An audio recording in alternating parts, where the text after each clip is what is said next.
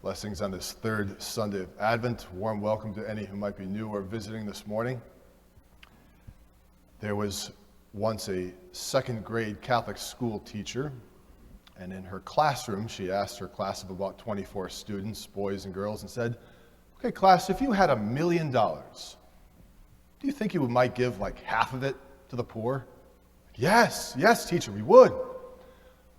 Okay, class, do you think if you had $1,000, can you imagine, second graders, $1,000, do you think you would give 500 to the poor? Yes, teacher. Yes, we would. Okay, class, if you had $5, do you think you would give $2 to the poor? And no one said anything. If you kind of work it down, we all have certain things, and when pressed, we're much more inclined to preserve and keep, not to give. And perhaps naively, we think we would if we had more. Like, oh yes, if I had more money, possessions, whatever, like then I could really be generous and give because, I would have enough. But no one thinks they have enough. I was speaking with Brennan, who read our first reading. He's a PhD economics student. So much of our economic system is just built on a principle of human nature, that people instinctively will seek to operate on a principle of self-interest. We're interested in what I can gain in. Can I get ahead? Can I preserve myself? That's not per se bad. It's just like, because we're fallen human creatures, we have an uncanny propensity to say it's never enough. And always to kind of keep preserving. And only when we kind of have to or are pressed do we start kind of becoming more generous. But today is called Gaudete Sunday, the Sunday of rejoicing. And for many people, rejoicing only happens in the following threefold logic, which is first, I start with how do I live for myself, and then if I only have some time, energy, and a few extra resources, will I begin to kind of, I'll give, I'll be a little more generous, I'll stretch myself there. And then when I'm really pressed, will I seek God? A priest friend of mine, Father Peter, likes to say, for the Christian, it's the opposite. If you had to spell joy, the logic would be, first, Jesus. First, the love of God. That's the J. Second, others. And third, yourself. J-O-Y. First it's the love of God. That's the hierarchy of the commandments. To love the Lord your God with everything, your whole heart, your whole soul, all your mind, all your strength, and then your neighbor as yourself, others. And Jesus will say in the Gospels over and over, if you seek to save your life, you will lose it. But if you seek to hate your life, not in the sense of, I hate my body, I hate my life, I'll just give up, not in the sense of hate that, but in the sense of selfless self-preservation. Selfless self-preservation. And Christian joy will always be something very elusive to us. If we only first live for ourselves, then only others if I get time, and then, I guess if I have to, I'll think of God or I'll do some things for God as kind of an insurance policy for my life because I know I'm going to die because the statistics are hovering right around 100% for death. So, but for Christians, again, Pope Benedict XVI, when he was Pope for those years, he spoke so often of joy. Oftentimes in that very intellectual Germanic way. He was a professor, after all, of theology. But he would speak so often about joy in the words of St. Thomas Aquinas. It can only happen when we're in the company or possessing what is truly good. And the only one who is truly good is the life and love of God. Until I'm beginning to live in the life and love and presence of God, joy will always be somewhat elusive to us. And this happens down to our possessions, the things we own. I see this in myself, no matter who you are, it's hard to let loose not just your possessions and your gifts of generosity, but also like your time, your energies. I love to see the faces of students, like especially when we come around the corner to like March and all the students start thinking about spring break. And there's a million things you can do for spring break. Perhaps the two polar opposites are to go to Panama City, Florida, or to go to a mission trip to some place. This particular mission trip we have here at St. Lawrence, the Newman Center, is out to Alaska. And it's so apparent on the faces of students when they return from one of those two extremes for spring break. One is just a face of fatigue and sadness and feeling worn out, and their eyes are somewhat hollow. I can't read souls, but I can read eyes. And when all you do is just drink and sit on the beach and perhaps engage in other things that are not Christian, and then you come back, you're not full of joy. You have depleted yourself because you have lived for yourself. And when someone comes back from a mission trip, it's so beautifully the reverse. You let loose some of your time, resources, energies. You might have gotten far less sleep. You might even have come back with less in your wallet. But there's a radiance because they're in the possession of something that's truly good and has released them from the shackles of that vice grip of, it's my life, I want to live for me.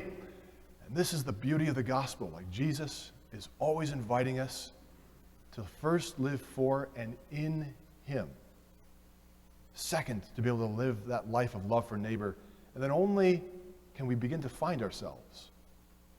John Paul II talked about this as the law of the gift. John Paul II, again, talked about in all his philosophical writings, all those theology of the body conferences when he was Pope, having seen a lot of suffering in his own life. He talked the law of freedom of the gift, which means we will always be empty until we have given of ourselves. And so, how does this all kind of relate to the gospel? Well, the expectation was growing. Throngs of people were coming to John the Baptist. John the Baptist was way out in the desert, and they were coming because they sensed the power and authority of his words. They sensed the authenticity of his witness to the truth. And when John the Baptist is saying, someone far mightier than I is coming, and he will shake the world's foundations with his goodness, I am not worthy to unloose the thong of his sandals. And people were hearing this and saying, to prepare for this, John, what must we do? And did you hear like that threefold kind of distinction of the various classes that came up to John the Baptist? First, the crowds. John, what must we do? And then it was tax collectors and Pharisees. And what must we do, John, to prepare for that? Then even soldiers, Roman soldiers, which is kind of like a beautiful image to think about. Roman soldiers all in their armor, as armored guards, had gone out to that desert to listen to John the Baptist as well. All the various classes were hanging on the words of John because he was talking about the coming of Jesus, the purely good one, the one who sets the captive free. And they were asking, what must I do to prepare for that? And did you notice the theme? This is page 27 of the gospel in your missalettes, unless you brought your Bible. I just want to highlight one thing, like the theme that John the Baptist proposed to all of these classes, the crowds, Pharisees, and the soldiers, and everyone in between. It has the theme of generosity. Give of yourself. Notice, it's really simple. He says to the crowds, whoever has 2 cloaks should give 1. In other words, whatever you have, even if you're in 2nd grade and you only have $5, give something from that. But wait till I have $1,000, then I really could give. Everyone has this uncanny ability just to hold, a stranglehold on their possessions, their time, their talents, and only when I kind of reach a certain tax bracket, then I can be generous. John the Baptist is saying in the logic of the gospel, it's the logic of the gift. We will always be hollow unless we start to give of ourselves. So whoever has 2 cloaks should give 1. Whoever has food should do likewise. Even tax collectors came to him and said, well, what should we do? He said, stop collecting more than what is prescribed. We all have this tendency to grasp onto someone. If you look at the 7 capital sins, pride, covetousness, lust, anger, gluttony, envy, and sloth, all of those sins have in common this very fallen human nature tendency to, like, I don't have enough.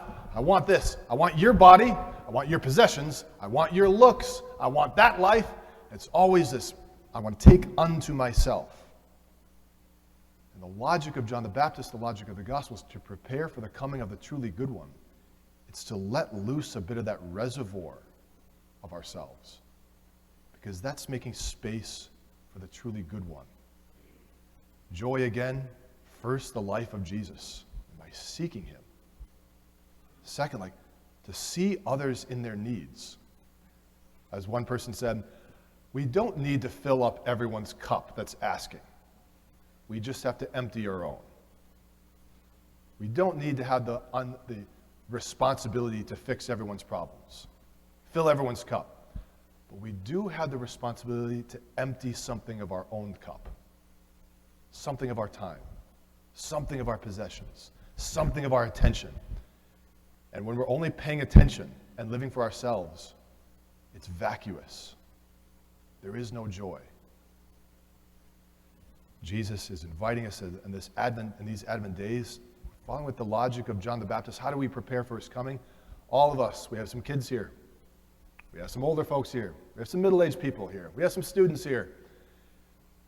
It'd be a mistake for us to think, once I get to retirement, then I can do X.